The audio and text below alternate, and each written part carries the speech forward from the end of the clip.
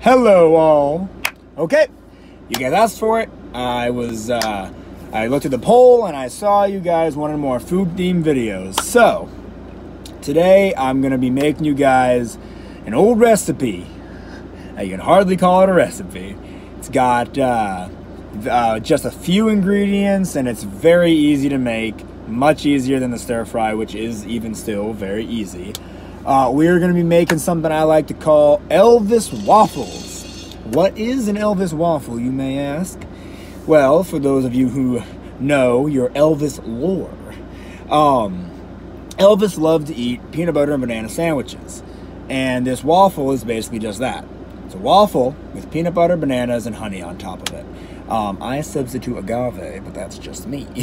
So we're going to head to Target right now, go shopping, and I'll see you guys inside. All right, here we are in Target. So typically the first thing I would come in and buy is bananas. But thankfully I already have some at home. So I'm not going to spend the extra money to go buy the bananas when I already have some.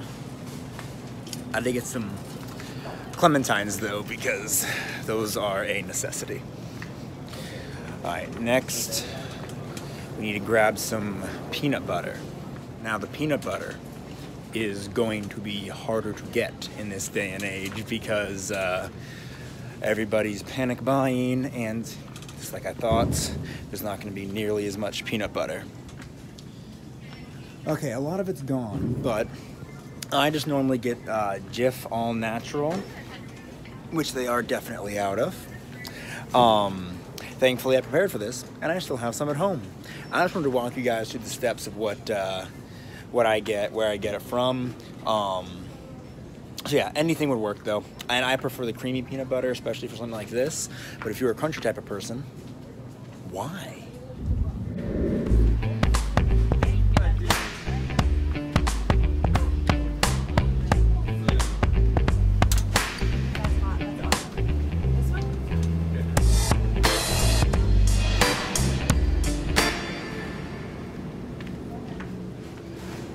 All right, we're now here with all the waffles.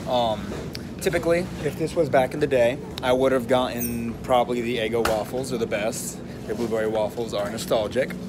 But since I started a diet like 6 months ago or something like that, I preferred these guys.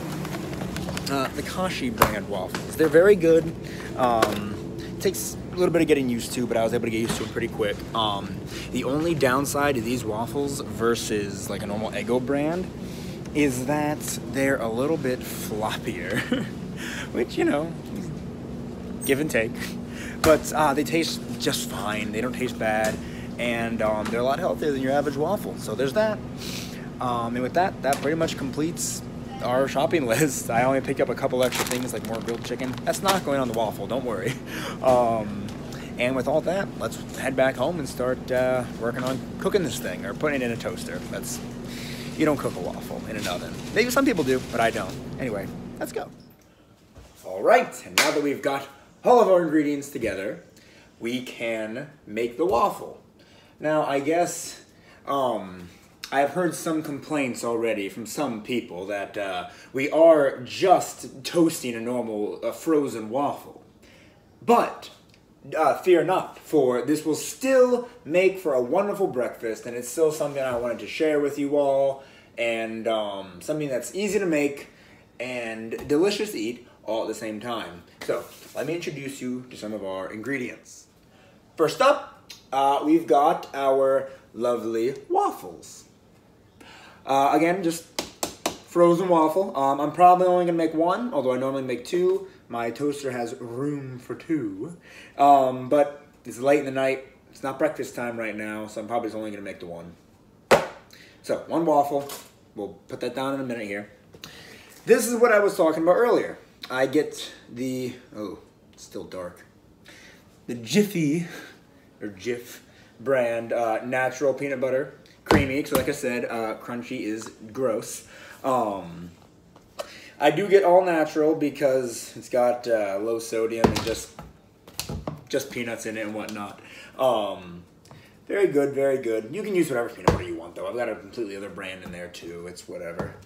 Let's see. the banana, one of the most important aspects of an Elvis waffle. We'll cut that up later. It's not exactly dicing, so I may actually be good at it. I prefer my bananas a little closer to the less ripe side, just because a squishy banana is weird. And then like I said earlier, I use agave for my honey substitute. It's less sugar, just as good, and less, what's the word for it? It's not as thick. And so it doesn't sit as heavy in the stomach. But that's it. That's really it. Those are the 4 ingredients I use. And let's go ahead and start cooking our waffle. And as it cooks, I will tell you more about the origin of this great, great snack of mine. I hope I have it on the heat that I like. I have it turned around, so it'll be fine. If it starts burning, we'll pop it up. So, the Elvis Waffle. A friend of mine helped come up with this a while back. It was like, gosh, like three or 4 years ago or something like that. Yeah, closer to 3, definitely not 4. Because I, growing up, had always eaten my waffles with nothing but butter and syrup. And although that was good, I still like it like that. It's not healthy at all. And it's pretty much just a waste of a breakfast, because you could be eating something more nutritious in the morning to get you going. And so with instead of just having all the calories and the fat of the butter and just all the sugar in the syrup, this allows you to have a lot of potassium and protein. And of course, it's just a little bit of sugar is fine. But the best part about this is the fact that it's a very simple and easy thing to make that will also give you a decent amount of protein. Of course, other breakfast type foods that I would normally make normally would use eggs, so you'd get like double the protein if you're using eggs. And you can make this with other stuff. This doesn't have to be the sole thing you make. You can have some scrambled eggs on the side. Your options are not limited. You have a variety of them. And so as we continue to get warm here, cozy over the waffle warmth, we should probably start cutting this up now. But a lot of times I like to wait till the waffle is already on our paper plate. Because I like to just slice and place as I go, which hopefully I'll be able to show you more of that in a minute. I'll have to adjust the camera angle for that one. How I wish my filmer was here right now, like he was with the stir fry. Oh well, next time.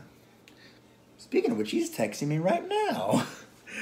Speak of the devil. Good night. So I will cut this on camera as soon as, waffle's done. And this is what I meant by flimsy. It'll get flimsier after we put the peanut butter on it. But, all right, I better readjust my camera angle. So let's do that now. All right, lucky for you, for this part, you won't get to see my face. So we have our waffle right here, and it's time to apply the peanut butter. That is the first step of the waffle getting made. So, as with all natural peanut butters, it's going to be a little oily first. You got to mix up your peanut butter, nice and good. And once it's at a thicker consistency, you just basically want to take a big slop and glop it on. Just like that. I lied, you can see my face right here.